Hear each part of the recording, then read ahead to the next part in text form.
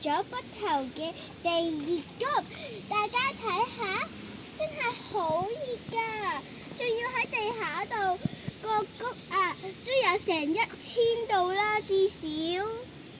我聞到一陣好臭嘅臭蛋味啊！等我捏住個鼻先。原來冇1000度，只有90度啫。因為以前嘅火山爆發，令到而家呢度就有一個大溫泉。原來係咁嘅。如果你唔想咁熱，想高啲，睇多啲，仲可以涼浸浸。